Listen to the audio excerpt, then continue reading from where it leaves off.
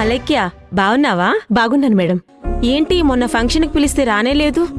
బిజీగా ఉన్నానండి. హాస్పిటల్లో ఎలా ఉంటుందో మీకు తెలుసు కదా మేడం. ఏంటమ్మా ఇలా వచ్చావు? మేడంని ఇంటికి తీసుకురమ్మంటే తీసుకువచ్చాను. నమస్తే అండి. నమస్తే అమ్మా. నా పేరు శివగామి, భైరవి గ్రూప్ ఆఫ్ కంపెనీస్కి ఓనర్ని. డాక్టర్ జయంతి గారిని కలవాలి. తను రీసెర్చ్ కోసం కెనడా వెళ్ళింది, ఇండియాలోనే లేదు.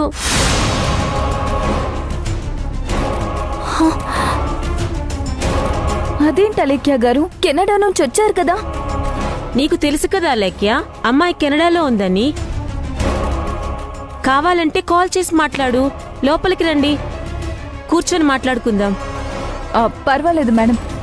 మీ జయంతి గారు మొన్నేగా వచ్చి వెళ్లారు. లేదమ్మా, ఈ మధ్యకాలంలో ఇండియాకి రానే లేదు.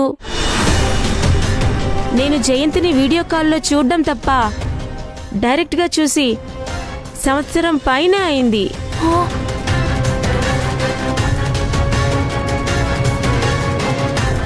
అయినా ఎందుకు ఇలా అడుగుతున్నారు? నా కూతురు భవానీకి హార్ట్లో రంధ్రం ఉంది. అయ్యో, హాస్పిటల్లో అలేఖ్య గారిని కలిశాను. ఈ జబ్బుకి ట్రీట్మెంట్ చేసే అతి కొద్ది డాక్టర్స్లో డాక్టర్ జయంతి గారు ఒకరని, కానీ ఆవిడ కెనడాలో ఉన్నారని అలేఖ్య నాకు చెప్పారు. ఆమెకి ఈ విషయం చెప్తాను, ఆమె ఒప్పుకుంటే ఇండియాకి వస్తారు అని అలేఖ్య గారు చెప్పారు.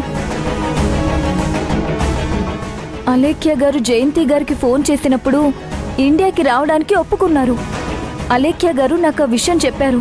జయంతి గారు ఇండియా వచ్చి నా కూతురికి ట్రీట్మెంట్ కూడా ఇచ్చారు. ఆ ట్రీట్మెంట్ ఇచ్చినందుకు ప్రతిఫలంగా నా కూతుర్ని దత్తత కావాలని అడిగారు.